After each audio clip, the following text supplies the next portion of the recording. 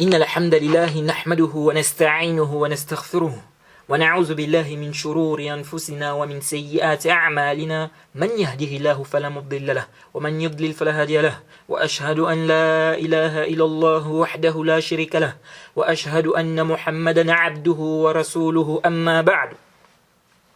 Louange à Allah, le créateur des cieux et de la terre, on le loue tout ce qu'il nous accorde comme bien, comme grâce. On lui demande de prier sur son prophète Mohammed, sallallahu alayhi wa sallam, sa famille, ses compagnons, et tous ceux qui les ont suivis jusqu'au jour de la rétribution. Celui qu'Allah a guidé, personne ne peut l'égarer. Celui qu'Allah a égaré, personne ne peut le guider. Nous sommes toujours dans l'explication des fondements de la sunna de l'imam Ahmed ibn Hanbal, rahimahullah. Nous sommes au cours numéro 45.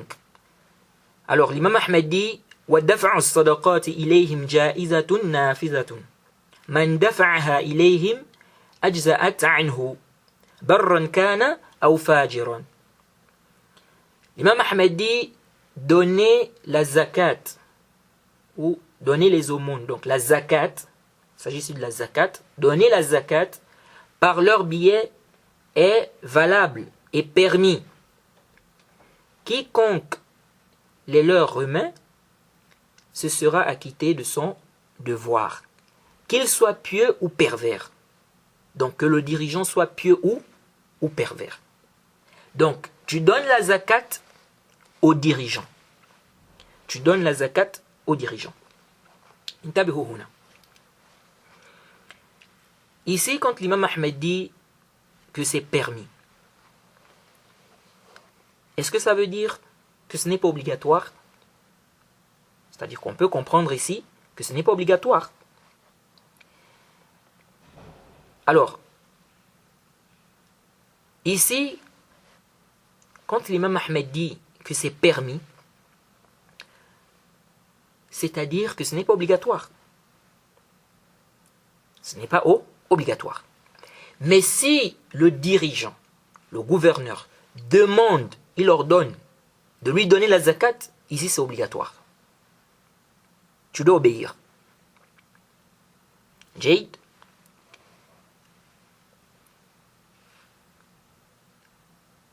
On peut aussi comprendre que l'imam Ahmed ici, quand il a dit c'est permis, on peut comprendre qu'ici, il a dit ça par rapport à quoi? Il a dit ça par rapport à ce qui suit. Il a dit barran kana ou fajira, qu'il soit pieux ou pervers. Donc le dirigeant soit pieux ou pervers. Parce qu'il y a des gens qui peuvent croire que comme le dirigeant est pervers, je ne dois pas lui donner la zakat. Je ne dois pas lui donner la zakat. C'est moi-même qui dois faire sortir la zakat. Je ne remets pas ça au dirigeant parce que c'est un pervers. Et donc l'imam Ahmed ici dit que c'est permis de donner, même s'il est pervers. Même s'il est pervers. Alors, intabihu. La zakat, les gens de science divisent la zakat en deux grands groupes. On a ce qui est apparent et on a ce qui est, on peut dire, caché, ce qui n'est pas apparent. Ce qui est apparent, par exemple, on a les, comment on appelle ça, les chameaux. Hein? On a les chameaux, on a les vaches. On a les chameaux, on a les vaches. La zakat des bêtes, en fait. La zakat des bêtes. Et il y a aussi la zakat des fruits, bien évidemment, avec des tafasil. Ça, c'est ce qui est apparent. C'est-à-dire, on voit ça. Si tu as un troupeau, par exemple, de vaches, on voit. Les gens voient ça. Ou tu as des chameaux. On voit, donc c'est apparent. Alors, cette zakat-là, la zakat des bêtes, la zakat, c'est-à-dire ce qui est apparent, des fruits, il est obligatoire, c'est-à-dire tu ne dois pas faire sortir ça toi-même. Tu dois donner au dirigeant. Donc le dirigeant va prendre et puis il va partager, n'est-ce pas, il va donner aux gens qui doivent bénéficier de cela. Maintenant, la zakat qui est, qu'on peut dire, cachée ou bien qui n'est pas, ce qui n'est pas apparent en fait. Comme l'or, l'argent, ou bien les billets de banque. Hein, tu peux avoir de l'argent dans tes poches, les gens ne vont pas savoir. Tu peux avoir de l'argent dans ta maison, les gens ne vont pas savoir. Alors ça, ce n'est pas obligatoire de donner ça aux dirigeants. Toi-même, tu peux faire sortir ça. Toi-même, tu peux faire sortir ça. Donc tu donnes aux ayants droit. Jade. Alors, l'imam Ahmad a dit ici que c'est permis.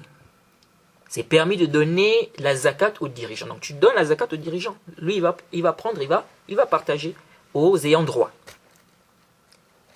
Et on a détaillé. Maintenant, si le dirigeant, l'imam Ahmed a dit ici c'est permis. Donc si toi-même tu vas, tu donnes, même si c'est un pervers, il a dit c'est permis.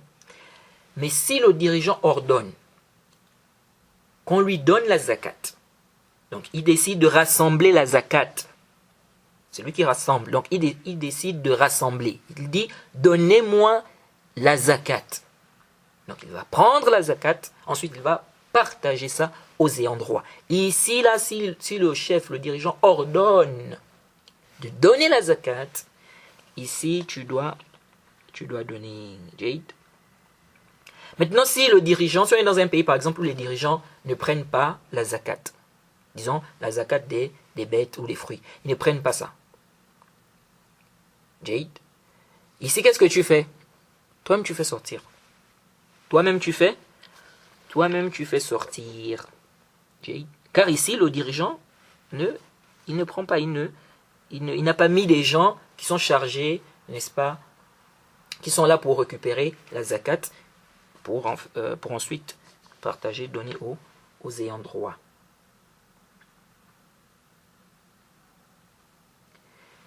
Alors, le prophète Mohammed sallallahu alayhi wa sallam, et ça a été rapporté, hein, c'est venu dans des textes, le prophète Mohammed sallallahu alayhi wa sallam envoyait des gens prendre la zakat. Il envoyait des gens prendre la zakat. Donc ils prenaient la zakat. Pour ensuite distribuer aux ayants droit. C'est venu dans le Sahih Muslim, le hadith numéro 989. Le hadith de Jarir ibn Abdillah. Il a dit, suivez attentivement ce hadith. Il a dit, جاء ناس من الأعراب إلى رسول الله صلى الله عليه وسلم فقالوا إن الناس من المصدقين يأتوننا فيظلموننا فقال رسول الله صلى الله عليه وسلم أرضوا مصدقيكم.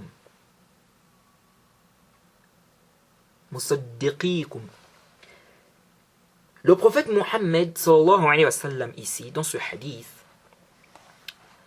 Jarir ibn Abdillah nous dit que des Bédouins sont venus voir le prophète Mohammed sallallahu alayhi wa sallam. Ils lui ont dit, il y a des gens parmi ceux-là qui sont chargés de venir prendre la zakat qui nous oppriment. Donc ils viennent prendre la zakat, mais ils nous oppriment. Donc ils sont injustes envers nous.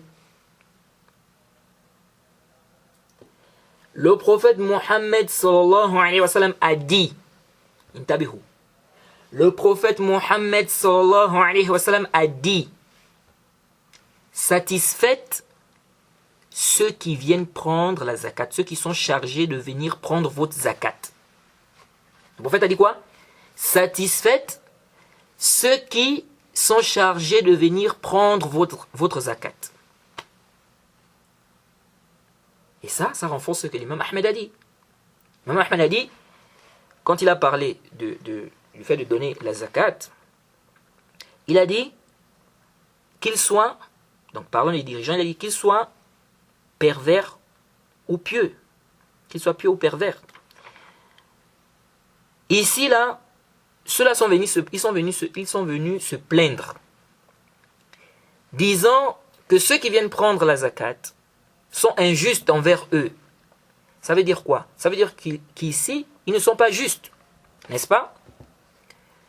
Malgré ça, le prophète Mohammed sallallahu alayhi wa sallam leur a dit de satisfaire ceux qui sont chargés de venir prendre leur zakat, malgré leur injustice. Malgré leur injustice. Et dans une version d'Abu Daoud, il a dit même si vous êtes opprimé. Même si vous êtes opprimé. Donc, il a dit satisfaites ceux qui sont chargés de venir prendre votre zakat, même si vous êtes opprimé. Alors, ce hadith est un argument. Ça montre clairement que même si le dirigeant est injuste, tu donnes la zakat. Même s'il est injuste, tu donnes la zakat. Certains ont dit, si le dirigeant est injuste, s'il est injuste, ne lui donne pas la zakat. Toi-même fais sortir ça. Toi-même tu dois faire sortir la zakat. D'autres ont dit,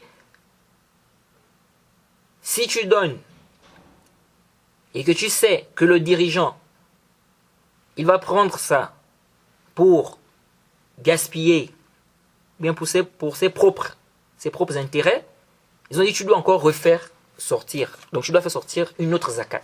Tout ça c'est complètement batilun. Jay, de dire que tu dois faire sortir une autre zakat obligatoirement parce que lui, il prend par exemple la zakat là et il peut gaspiller ça. Dans ce hadith, ça contredit le hadith. Dans ce hadith, le prophète Mohammed sallallahu alayhi wa sallam a dit de donner même si la personne est opprimée. Ça c'est un point. Deuxième point. Ça veut dire quoi? Ça veut dire que, avant qu'on arrive au deuxième point, ça veut dire que même si le dirigeant est connu pour être injuste, il fait des injustices dans le pays. Jade, il prend même l'argent des gens injustement. Il prend la zakat des gens n'importe comment dans le désordre, injustement. Ici, tu dois donner. Ici, tu dois donner la zakat. S'il leur donne, n'est-ce pas, s'il veut récupérer la zakat, il leur donne cela, tu dois donner. Et on a déjà détaillé, n'est-ce pas, on a fait la différence entre ce qui est apparent et ce qui n'est pas apparent.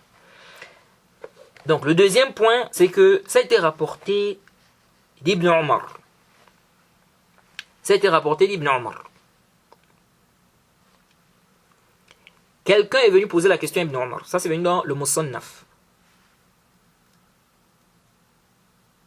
C'est au tome 4, numéro 46. Et ça a été rapporté également par Ibn Zanjawi dans Al-Amwal, numéro 2139. Quelqu'un a posé la question à Ibn Omar concernant le fait de donner la zakat, donc concernant la zakat. Il a dit idfa'ha ilayhim wa in akalu biha luhum al-kilab. Allahu Akbar. Ibn Omar a dit donne-leur la zakat. Donne-leur la zakat. Même s'ils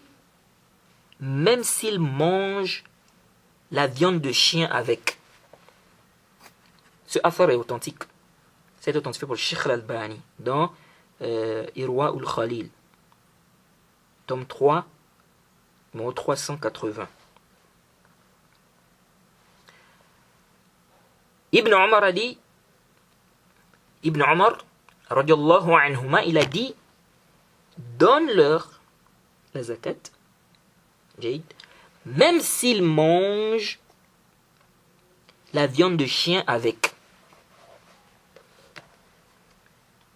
Donc même si le dirigeant va prendre ça et qu'il va gaspiller, donne la zakat.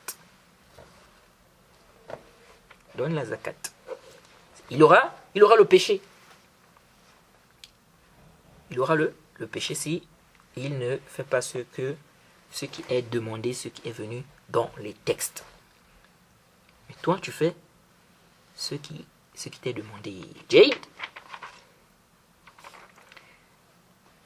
Ça, c'est un point qui est important à comprendre ici. Jade.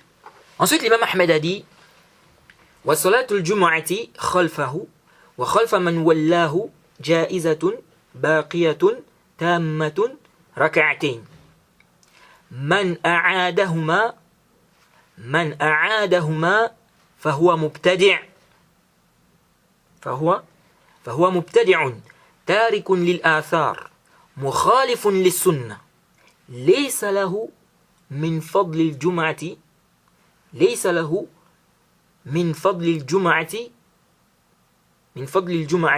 شيء إذا لم ير الصلاة خلف الأئمة من كانوا برهم وفاجرهم فالسنة بأن يصلي معهم ركعتين ويدين بأنها تامة لا يكون في صدرك من ذلك شك.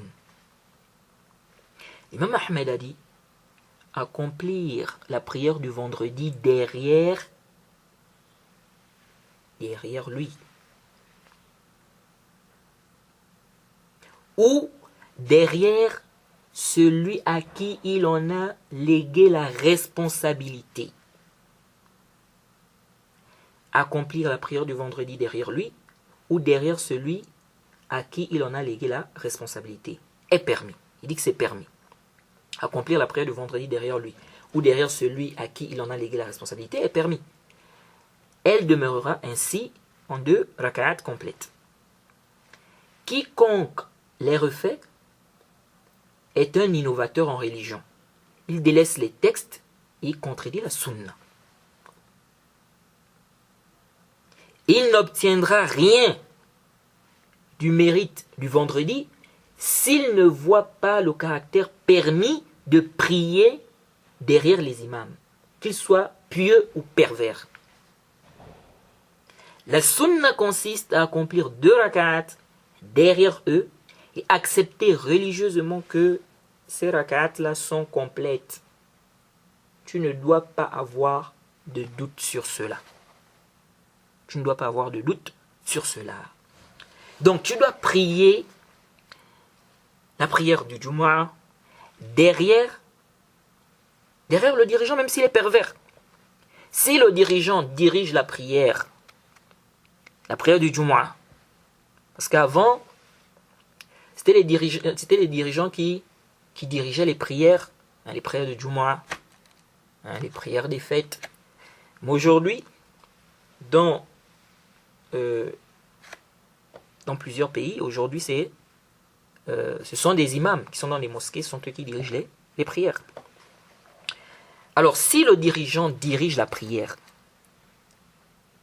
il dirige la prière du Jumu'ah par exemple, tu pries derrière lui, même s'il est pervers. L'imam Ahmed dit, on prie derrière lui. Et il a dit, derrière celui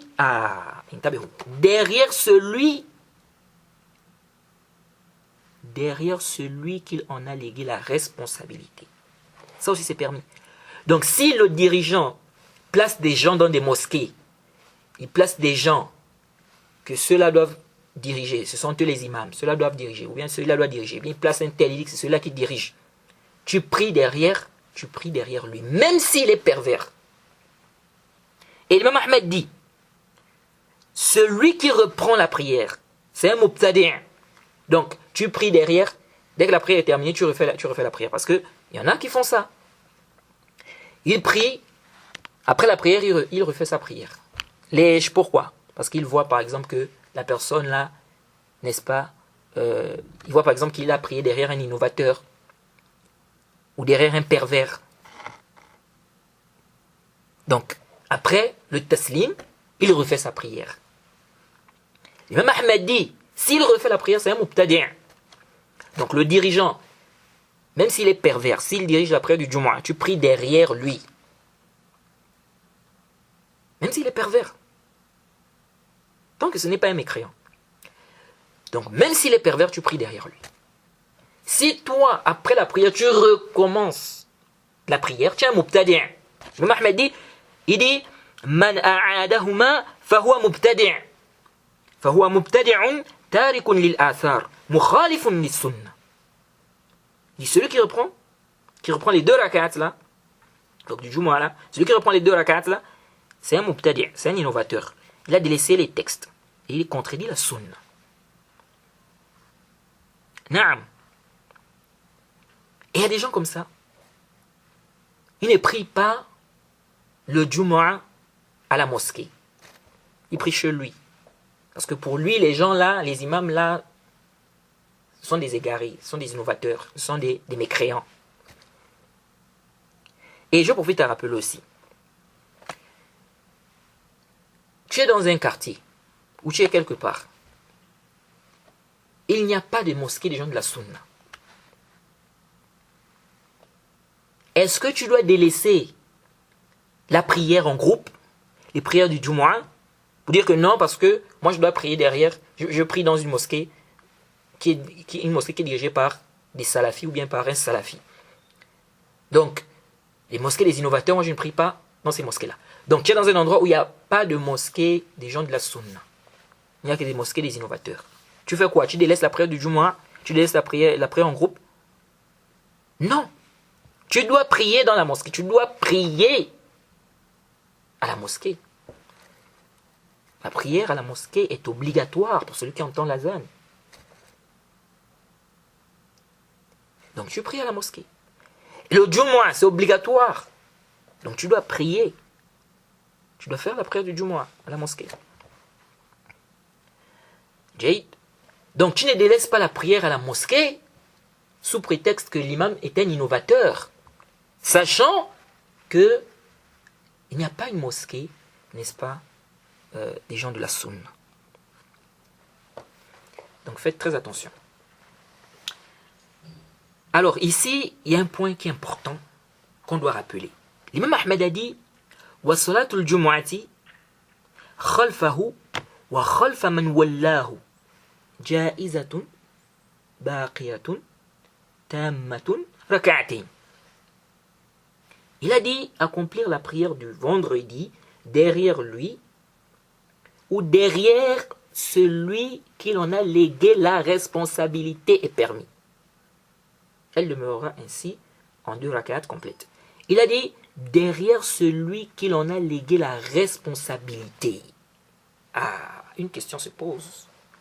Quand on dit il faut obéir, écouter au gouverneur, aux dirigeants, il faut obéir au gouverneur, il faut obéir aux dirigeants, il faut écouter, obéir. Qu'en est-il des gens que le dirigeant va déléguer pour gérer une affaire? Par exemple, les ministres. Est-ce qu'on doit aussi écouter, obéir au ministre du gouverneur, du dirigeant? Ou bien on dit non, l'écoute et l'obéissance c'est seulement pour le dirigeant. Donc on peut ne pas écouter, obéir, n'est-ce pas? On peut ne pas obéir au ministre du dirigeant. On peut même dénigrer, critiquer les ministres du dirigeant. On peut les critiquer dans les réseaux sociaux, etc. Parce que l'écoute et l'obéissance ici, c'est pour le dirigeant. Alors ça, c'est une question très importante.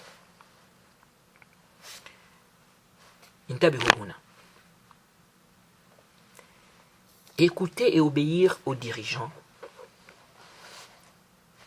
ça ne se limite pas seulement au gouverneur, aux dirigeants.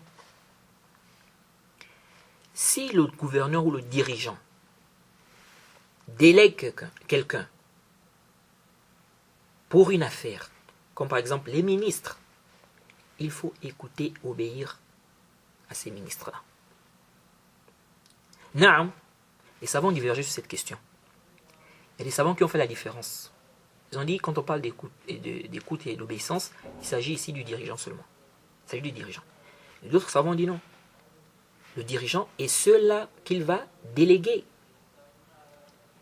Vous voyez. Et l'imam Ahmed a dit quoi ici? L'imam Ahmed a dit la prière du Jumu'ah derrière lui et derrière et derrière celui qu'il en a légué la responsabilité est permis. Qu'il soit pieux ou pervers. Et ça, c'est la vie qui est juste. La vie qui est juste, c'est qu'on doit écouter, obéir aussi. C'est-à-dire, on doit patienter. La patience, quand on dit de patienter face à l'injustice du gouverneur, du dirigeant, il s'agit aussi des ministres du dirigeant. Pardon. Les ministres du dirigeant. C'est délégué. Alors, intabihu. Wa hujjatu fi dhalik. La preuve, où est la preuve de cela? La preuve de cela, c'est dans le hadith qu'on a cité, le hadith de Jarir ibn Abdillah. Ils ont posé la question au prophète, ils ont dit au prophète Mohammed sallallahu alayhi wa sallam que les gens qui sont chargés de venir prendre la zakat nous oppriment, donc ils sont injustes envers nous. Mais ces gens qui sont chargés de venir prendre la zakat, là, ils sont envoyés par qui? Vous voyez? Donc ils ont dit ici, ils nous oppriment. Le prophète Mohammed sallallahu alayhi wa sallam, malgré ça, il leur a dit, satisfaites ceux qui sont chargés de prendre votre zakat. Donc il faut satisfaire ceux qui sont chargés de prendre votre zakat, même s'ils sont injustes. Donc le prophète Mohammed sallallahu alayhi wa sallam leur a demandé d'obéir à ces gens-là. Et c'est venu dans le Sahih que le prophète Mohammed sallallahu alayhi wa sallam a dit, celui qui obéit à mon amir, il m'a obéi. Celui qui désobéit à mon amir, il m'a désobéi. Vous voyez? Donc, on retient que les ministres du dirigeant, ces ministres, on doit patienter aussi face à leur injustice. Jade. Sauf que certains gens de science ont dit, Naam, tu écoutes, tu obéis au délégué du dirigeant, ou on va dire le ministre par exemple, ou au ministre du dirigeant, Naam. Ils ont dit, sauf si le ministre là, ou celui que le dirigeant a délégué pour diriger une affaire, ils ont dit, sauf si il fait une chose contraire à ce que le dirigeant lui a demandé de faire. C'est-à-dire, le dirigeant lui a demandé, le gouverneur lui a demandé de faire une chose, lui, il n'a pas fait ça, il a contredit ça. Il dit, ici, là, tu ne dois pas lui obéir. Pourquoi? Ils disent, car le fait de désobéir ici, tu n'es pas en train de désobéir au gouverneur. Pourquoi? Parce que lui, donc le ministre par exemple, ici il a fait le contraire de ce que le gouverneur lui a demandé de faire. C'est-à-dire il n'a pas respecté ce qu'on lui a demandé de faire. Et donc ici, si tu ne lui obéis pas, tu n'as pas contredit le gouverneur. Tu n'as pas contredit le gouverneur. Donc ici, là, si par exemple les délégués du gouverneur, délégués du gouverneur musulman par exemple, ces ministres-là, musulmans, si par exemple ils sont injustes, qu'est-ce que tu fais? Tu écris une lettre aux dirigeants. Ou bien s'ils ne respectent pas ce que le gouverneur ou le dirigeant leur a demandé de faire, tu écris une lettre au dirigeant ou au gouverneur pour lui dire que les gens que tu as placés pour faire telle ou telle tâche, ils ne font pas ça comme il se doit, ou bien ils ont contredit ce que tu leur as demandé de faire. Donc soit tu écris une lettre, ou bien il y a l'appel aussi, tu peux appeler, ou bien, si c'est possible, ou bien tu passes par quelqu'un qui est proche du dirigeant, qui peut lui parler. Hein. Bref, tu utilises des moyens, mais tu ne fais pas quoi? Tu ne te rebelles pas, tu ne commences pas à dénigrer le dirigeant sur Internet, etc. Alors ça, c'est l'avis que j'avais adopté. C'est-à-dire que tu dois écouter, obéir, donc aux délégués du gouverneur, ou bien on va dire les ministres du gouverneur, sauf si ils font le contraire de ce que le gouverneur leur a demandé de faire. Donc ici, tu n'écoutes pas, tu n'obéis pas, et tu cherches à contacter le gouverneur pour qu'il soit au courant de cela, afin qu'il prenne les mesures nécessaires pour éradiquer cela ou pour que ça puisse cesser. Sauf que j'étais en train de lire le hadith de Jarir ibn Abdillah. J'ai médité sur ce hadith et j'ai vu que ce hadith, de manière apparente, ça contredit cet avis qui dit que s'ils font le contraire de ce que le gouverneur leur a demandé de faire, ici tu n'obéis pas. C'est-à-dire que tu n'écoutes pas, tu n'obéis pas. Et ici, là, on est toujours en train de parler du fait d'écouter, d'obéir dans le convenable ou dans une chose qui n'est pas un péché. Parce que si c'est un péché, on a dit que tu n'obéis pas, tu n'écoutes pas. Que ça soit le gouverneur ou quelqu'un d'autre. Tu ne dois pas obéir à quelqu'un dans le péché. Si quelqu'un te demande de désobéir à Allah subhanahu wa ta'ala, tu n'as pas le droit de désobéir à Allah subhanahu wa ta'ala. Jaïd. Alors, le hadith de Jarir ibn Abdillah. Quand ils ont dit au prophète Mohammed sallallahu alayhi wa sallam que les gens qui viennent récupérer la zakat, ils sont injustes envers nous.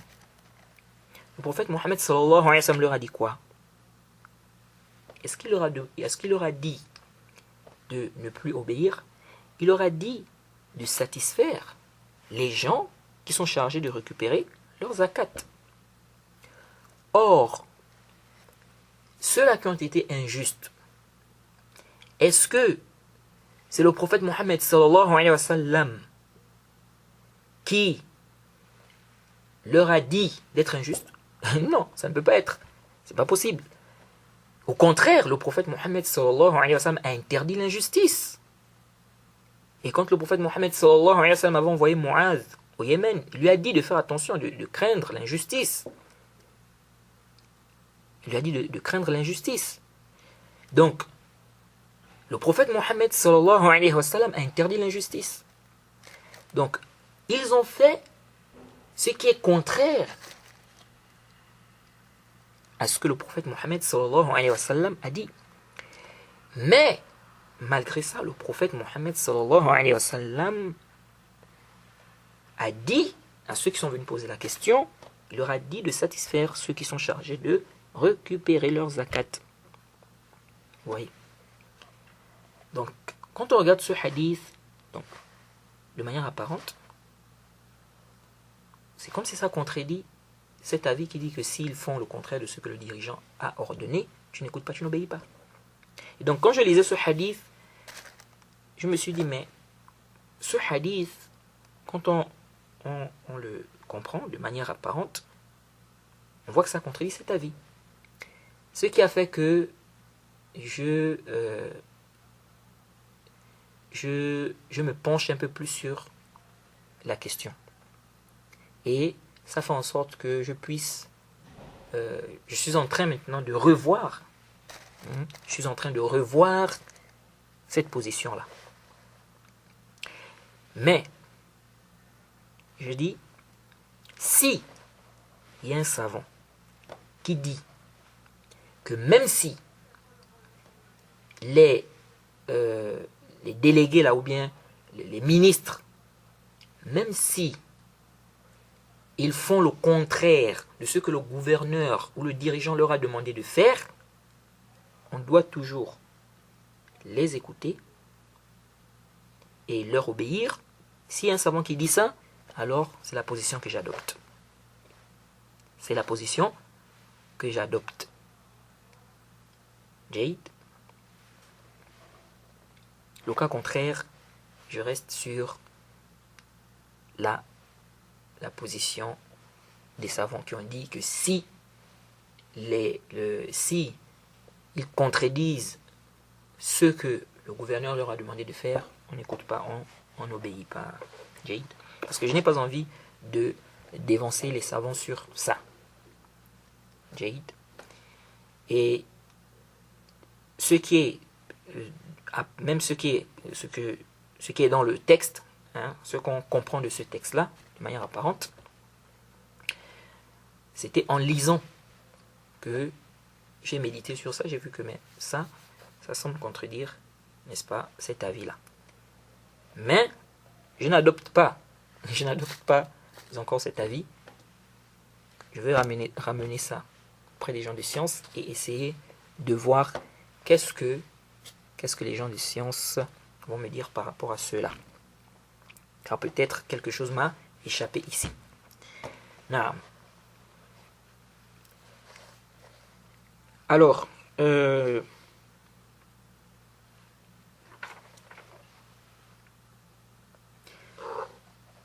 y a aussi une chose ici.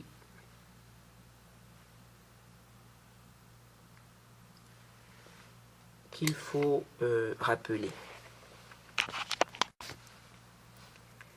Pourquoi on dit même ce que le dirigeant va déléguer, par exemple les ministres, pourquoi on dit même avec eux il faut patienter?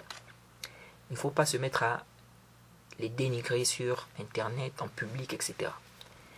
Parce que lorsque tu vas faire ça, qu'est-ce qui va se passer? Ça va conduire au dénigrement du dirigeant. Ça va conduire au dénigrement du dirigeant. Parce que les gens vont dire, les gens qu'ils placent, ce sont des incapables, ce sont des gens qui font de l'injustice, ce sont des gens qui font comme ça, comme ça, comme ça. Donc ça veut dire que lui-même, il n'est pas bon, il faut l'enlever. Et ça peut créer des révoltes, la rébellion. Donc si toi tu commences à dire, regardez, le ministre que le dirigeant, le gouverneur a placé dans tel ministère ou dans tel domaine, il fait comme ça, il fait comme ça, il fait comme ça, c'est pas normal, vraiment on ne comprend plus ce qui se passe dans ce pays-là, pourquoi comme ça, il prend l'argent, il bouffe l'argent, il n'aime pas... Ah, les gens vont dire que mais, ça veut dire que, parce que les gens en fait, aujourd'hui, les gens ne font plus la différence, il est difficile de voir les gens faire la différence. Il y en a qui font la différence, mais il est difficile. Si par exemple, un dirigeant place des ministres, il place celui-là dans tel domaine, celui-là dans tel domaine, et dans telle ville, il dit, bon, toi tu diriges là-bas dans telle ville, toi tu diriges dans telle ville, etc. Si ces gens-là, par exemple, sont injustes, les gens vont directement mélanger le gouverneur, ils vont mélanger le dirigeant dedans. Ils vont dire que ce dirigeant-là n'est pas bien. Il ne dirige pas bien le pays. Ce dirigeant-là, avec son équipe, il ne dirige pas bien le pays. Donc, ils ne vont pas ici dire que non, le dirigeant, ce n'est pas lui qui est responsable. Il a demandé à ces gens-là de faire le travail correctement, mais ce sont eux qui ont dérapé, ce sont eux qui font ça mal. Non, les gens vont directement dire, le dirigeant là n'est pas bon, le dirigeant là n'est pas bien, c'est vraiment un dirigeant qui n'est pas bien, etc. Et voilà comment ça va créer tout un désordre. Donc, le fait de dénigrer celui que le dirigeant a placé, il dit, celui-là doit diriger telle affaire. Il dit, celui-là, on le place dans telle ville. Il dirige telle chose, telle affaire. Jade, du pays. Donc, par exemple, les ministres. On dit, celui-là, c'est le ministre de ceci, celui-là, c'est le ministre de cela, etc. Le fait de dénigrer ces ministres-là, en public, tu dénigres, tu parles comme ça, tu dénigres, ça va faire quoi? Ça va pousser, ou bien ça va emmener au dénigrement du dirigeant. Donc celui qui l'a placé là. Et donc pour éviter ça, il faut faire quoi? Il faut patienter. Si ces dirigeants-là, on va dire ces délégués, c'est-à-dire ceux que le dirigeant a délégués pour faire ces tâches, par exemple, les ministres là, s'ils sont injustes, toi, cherche un moyen pour faire comprendre aux dirigeants que les gens qu'il a placés là ne sont pas en train de faire ce qui est conforme. Ils sont en train de déraper. Ou bien ils ne sont pas en train de respecter ce qu'il leur a demandé de faire.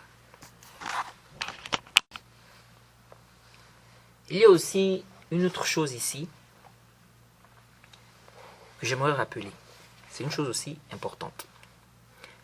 Certaines personnes, pour faire la prière derrière une personne, elles cherchent d'abord à savoir quel est le manhaj, quelle est la croyance de la personne, c'est-à-dire quelle est la croyance de cet imam-là.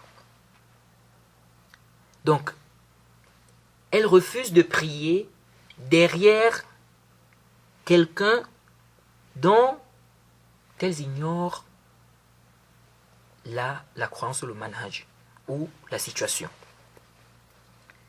Et ça, ce n'est pas sahih.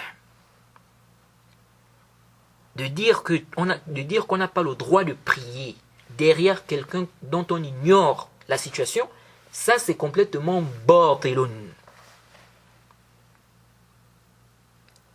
C'est batil. Et je me rappelle une fois, j'avais parlé de ça dans une mosquée au Gabon. J'ai dit c'est complètement batil de penser que tu n'as pas le droit de prier derrière quelqu'un dont tu ignores la situation, le hal. Des gens m'ont regardé d'une façon, c'est-à-dire qu'ils étaient étonnés. Le Cheikh al-Islam Ibn Taymiyyah a dit dans Majmou' al-Fatawa, au tome 3, à la page 281, et aussi, il parle aussi de cette question au tome 32, page 343. Le Cheikh al-Islam Ibn Taymiyyah a dit, rahimahullah, il dit ومن قال إن الصلاة محرمة أو باطلة خلف من لا يعرف حاله فقد خالف إجماع أهل السنة والجماعة وقد كان الصحابة رضوان الله عليهم يصلون خلف من يعرفون فجوره كما صلى عبد الله ابن مسعود وغيره من الصحابة خلف الوليد ابن عقبة ابن أبي معيط وكان قد يشرب الخمر وصلى مرة 4 وجلده عثمان بن عفان على ذلك. Bon, la question de Al-Walid ibn Uqba ibn Abi Mu'ayt, on a déjà parlé de cela. Hein?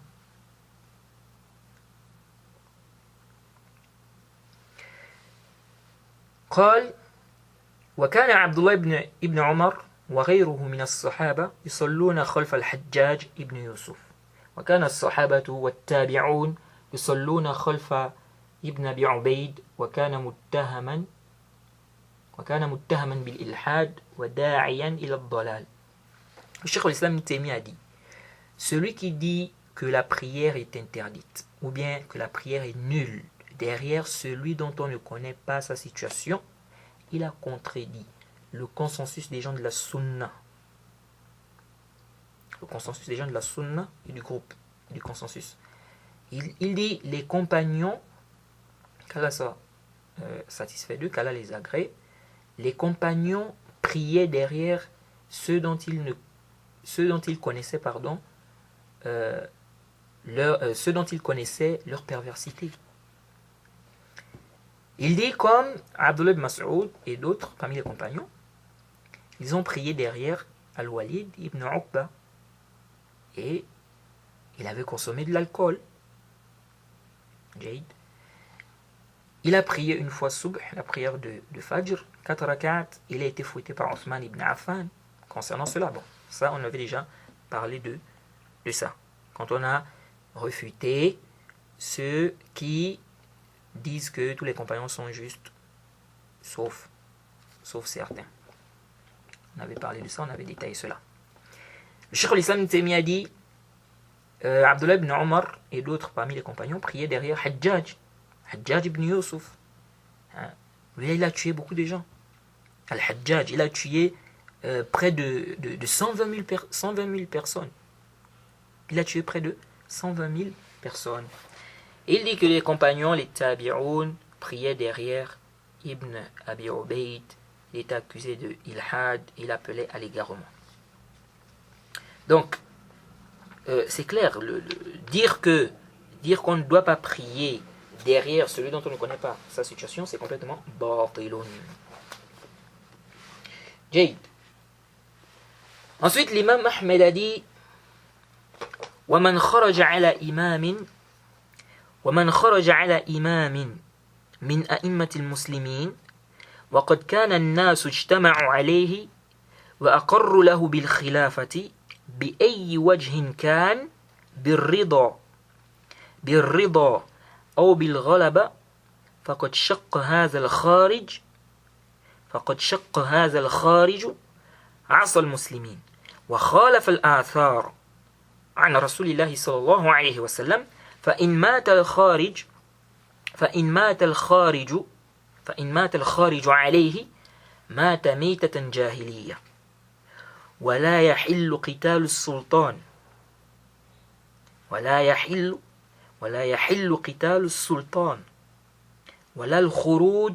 ولا الخروج عليه لأحد من الناس ولا يحل قتال السلطان ولا الخروج عليه لأحد من الناس فمن فعل ذلك فهو مبتدع على غير السنة والطريق.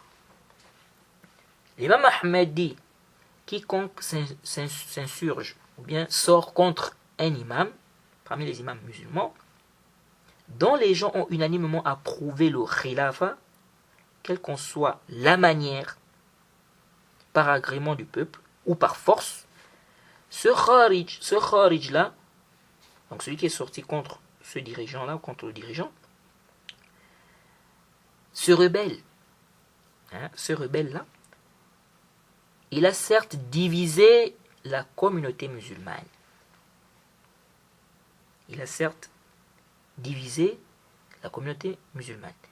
Et il a contredit les textes rapportés du messager d'Allah sallallahu alayhi wa sallam. Et s'il meurt ainsi, il est alors mort à la manière pré-islamique.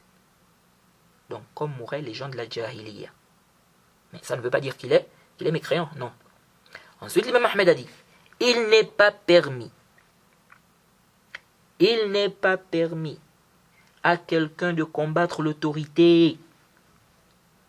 Il n'est pas permis. لا يحل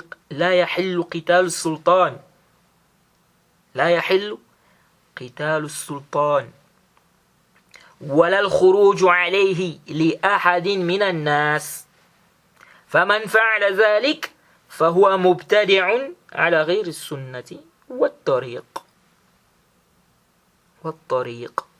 L'imam Ahmed dit, il n'est pas permis à quelqu'un de combattre l'autorité, ni de se rebeller contre elle. Sortir contre l'autorité, non, ce n'est pas permis. Il dit, quiconque fait cela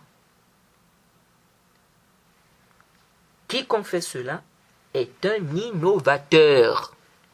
Il a contredit combien de fondements ici? L'imam Ahmed dit, celui qui fait ça, donc celui qui va se rebeller contre l'autorité, il sort contre l'autorité. L'imam Ahmed dit, c'est un mubtadi'. Lorsque des savants disent, tel est mubtadi', pourquoi? Il voit le khuruj, bien il a fait le khuruj.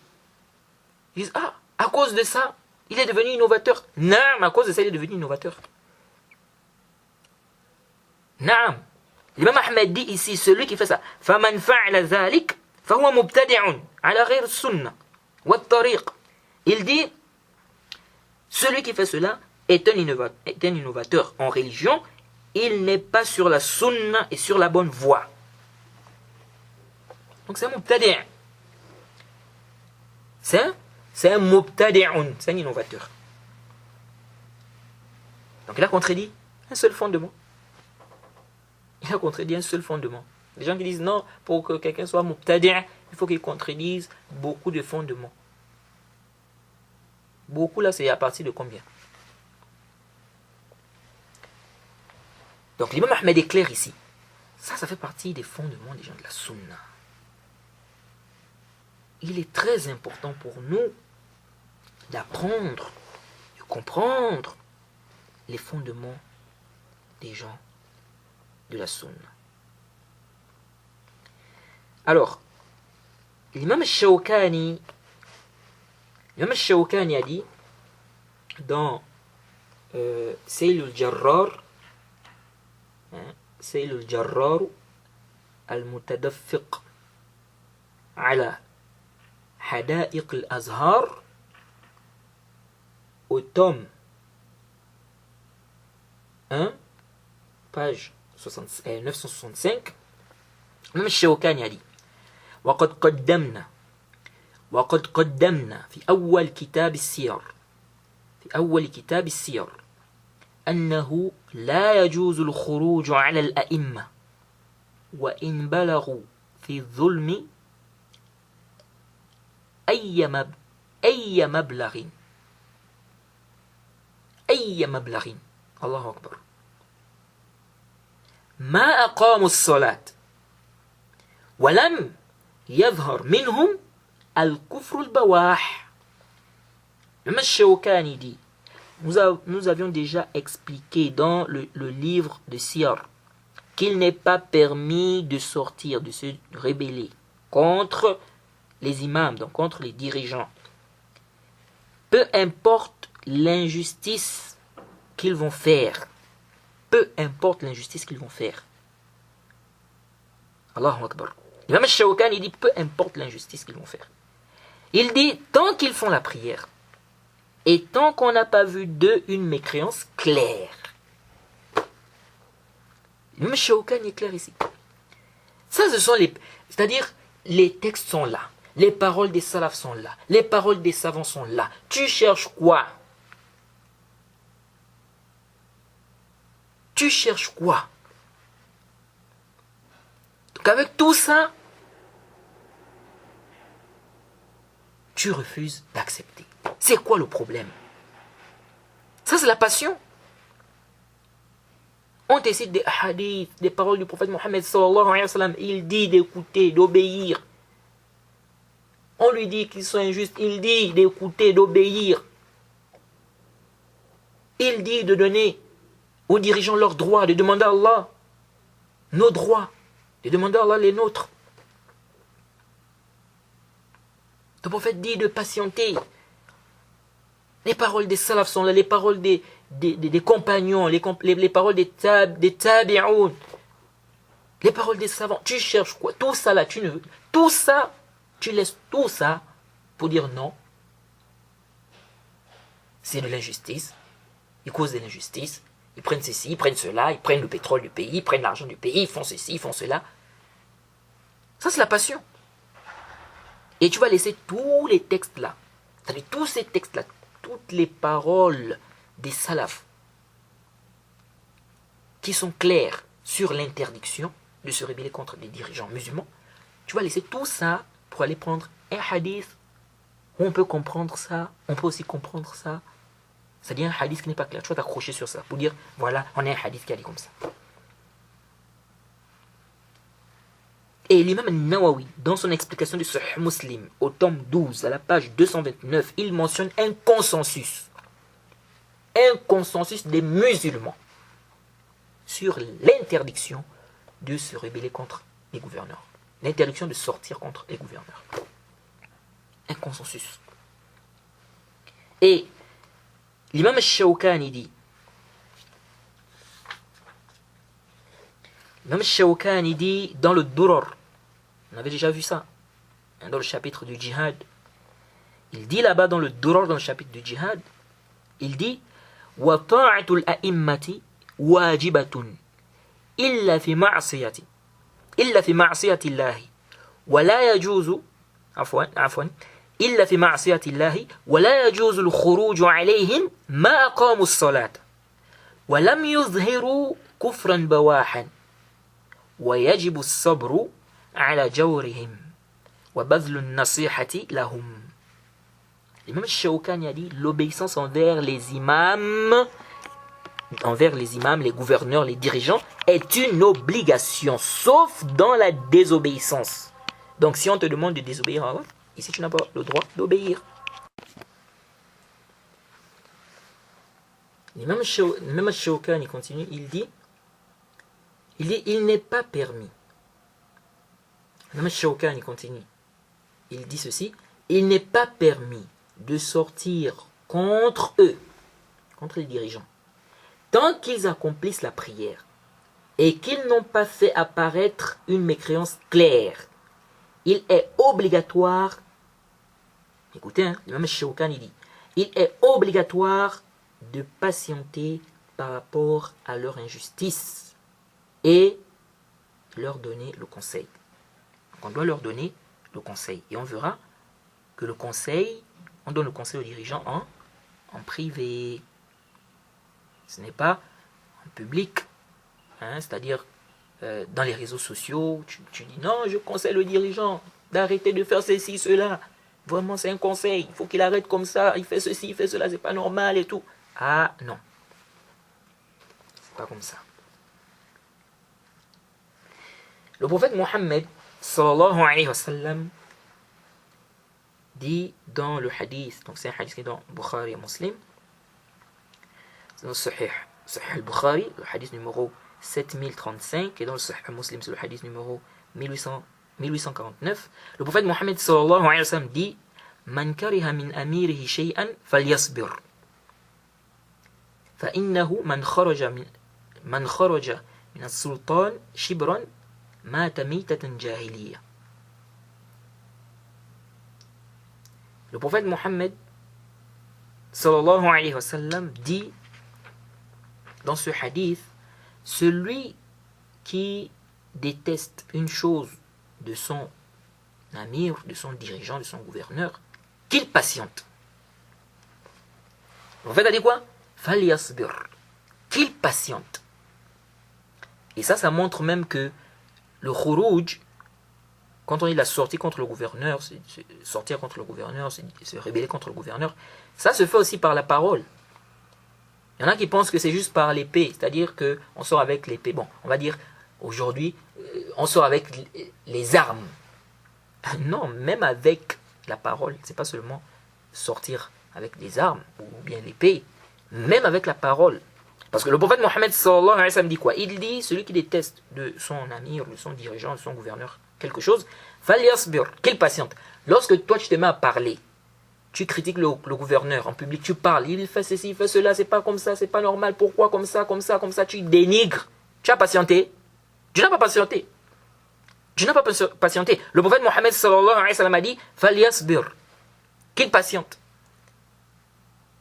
Le fait que tu dénigres le gouverneur en public, dans les réseaux sociaux, et sur les réseaux sociaux et sur Internet, etc., tu n'as pas patienté. Donc, tu as contredit l'ordre du prophète Mohammed sallallahu alayhi wa sallam. Le prophète a dit falyasbir, qu'il patiente. Et il a dit celui qui va sortir contre le gouverneur ou le dirigeant d'un enfant, il va mourir. S'il meurt comme ça, il va mourir d'une mort de la jahiliya. Et on a déjà dit que ça ne veut pas dire qu'il est mécréant. Donc c'est interdit. Se rebeller contre le gouverneur, sortir contre le gouverneur, le dirigeant, des savants te disent même que c'est fait partie des grands péchés. Le prophète Mohammed sallallahu alayhi wa sallam dit, celui qui fait ça, s'il meurt comme ça, il meurt, n'est-ce pas, d'une mort des gens de la jahiliya. Donc ici, le prophète Mohammed sallallahu alayhi wa sallam dit Man kariha min amirihi shay'an falyasbir. Celui qui déteste de son dirigeant, il déteste quelque chose chez son dirigeant, qu'il patiente. Le prophète a dit ici qu'il sorte, qu'il se rébelle. Non. Il a dit falyasbir. Il doit patienter. Jade. Et des savants disent même que celui qui sort contre le gouverneur, les gens sont unanimes. Ils ont reconnu unanimement que ça c'est le gouverneur, c'est lui le dirigeant. C'est reconnu. Lui, il se rebelle contre le gouverneur, le dirigeant. Il veut diviser les musulmans. Il y a des savants qui te disent, ou les savants te disent que celui-là même, on doit le tuer. Parce que c'est venu dans un hadith, le Sahih Muslim, hadith numéro 1852. Le prophète Mohammed sallallahu alayhi wa sallam a dit que celui qui va venir alors que votre affaire, c'est-à-dire vous êtes réunis auprès d'un seul homme et il veut vous diviser, il faut le tuer. Donc les gens sont réunis autour d'un dirigeant, d'un gouverneur, d'un chef. Lui il vient s'aimer le trouble. Il sort contre le gouverneur, il sème des troubles, il veut diviser les musulmans. Parce que là, tu veux quoi? Tu divises. Quand tu veux diviser ici le groupe des musulmans, tu veux les diviser, tu es en train de faire quoi? Tu es en train de créer la fitna. Vous voyez? Des savants disent que celui-là doit être tué. Bien évidemment, c'est pas à toi de faire ça. C'est pas toi qui vas le tuer. Jay. Ça revient aux dirigeants. Le prophète Mohammed sallallahu alayhi wa sallam, dans un hadith, il dit ceci. Le hadith, c'est un hadith qui est dans le Sahih Muslim. Le hadith numéro 1855. Le prophète Mohammed sallallahu alayhi wa sallam dit, c'est le hadith de Auf ibn Malik radiallahu anhu.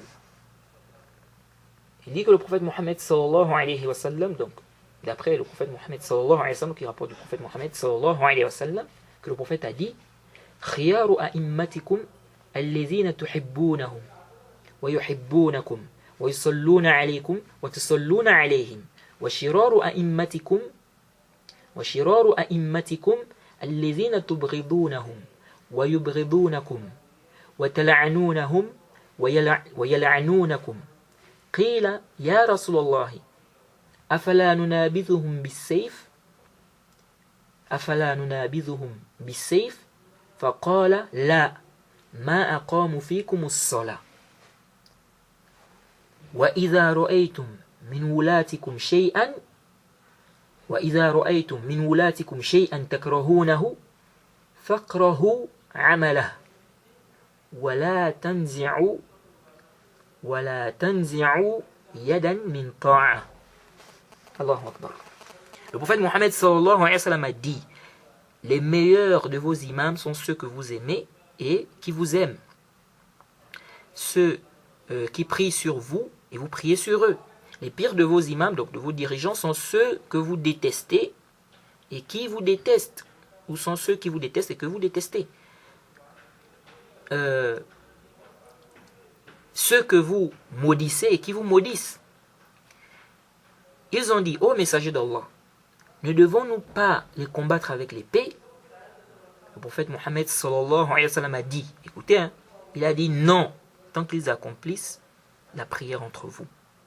Si vous voyez, le prophète dit, si vous voyez de vos dirigeants quelque chose que vous détestez, détestez l'acte, détestez leurs actes, mais n'enlevez pas votre main de l'obéissance. C'est-à-dire, n'arrêtez pas d'écouter et d'obéir. Ça montre quoi? Ça montre que si le dirigeant fait quelque chose qui est réprouvé, quelque chose que tu détestes, le prophète dit de détester la chose, mais de continuer à écouter, obéir. C'est pourquoi quand on dit il faut écouter, obéir dans le convenable. Si le dirigeant te demande de désobéir à Allah, tu ne dois pas désobéir. Quand on dit tu ne dois pas désobéir à Allah, ça ne veut pas dire que tu dois maintenant te rebeller contre lui, non. S'il te demande, par exemple le dirigeant te dit de faire le zina, tu ne dois pas faire le zina. Mais ça ne veut pas dire que tu dois maintenant te rebeller contre lui, c'est-à-dire sortir contre le gouverneur ou le dirigeant. Dire que non, une rébellion, on doit l'enlever, des trucs comme ça. Non. Donc le prophète dit ici, tu détestes ce qu'il fait, donc il n'est pas bien, mais tu dois toujours écouter et obéir. Alors, certains ignorants, certains passionnés prennent ce hadith pour permettre le dénigrement des gouverneurs en public. Ils disent, le prophète Mohammed sallallahu alayhi wa sallam a dit, les pires de vos dirigeants sont ceux-là que vous maudissez et qui vous maudissent. Donc ça montre qu'il est permis de les maudire. Donc ça c'est permis de les insulter, de les dénigrer en public. Nous disons Haza qawlun batilun. C'est complètement batil. Et celui-là, s'il avait bien médité sur le hadith, il devait comprendre que ce qu'il est en train de dire, c'est complètement batil. Une question ici. Le prophète Mohammed sallallahu alayhi wa sallam, quand il dit les pires de vos dirigeants sont ceux que vous détestez, qui vous détestent, que vous maudissez, qui vous maudissent. Le prophète Mohammed sallallahu alayhi wa sallam, lorsqu'il a dit cette parole, la question qu'on vous pose, est-il permis que les dirigeants vous maudissent? Parce que vous prenez ça comme dalil pour dire que c'est permis d'insulter, de dénigrer le gouverneur. La question qu'on pose, est-il permis aux dirigeants de vous maudire, de vous insulter, de vous maudire? Si vous dites non, il n'a pas le droit, le dirigeant n'a pas le droit de nous maudire, on dit mais le prophète a dit ici que vous maudissez. Et qui vous maudissent? Donc pourquoi tu as pris une partie et tu as laissé l'autre partie? Donc si ce n'est pas permis aux dirigeants de te maudire, toi aussi tu n'as pas le droit de le maudire. Et l'imam al-Barbahari rahimahullah a dit, si tu vois quelqu'un qui invoque pour le dirigeant, le gouverneur, sache que c'est quelqu'un de la sunna. Et si tu vois quelqu'un qui invoque contre le gouverneur, sache que c'est quelqu'un des passions. Si tu vois quelqu'un qui invoque pour le dirigeant, le gouverneur, sache que c'est quelqu'un de la sunna, inshallah. Et si tu vois quelqu'un invoquer contre le gouverneur, sache que c'est une personne des passions.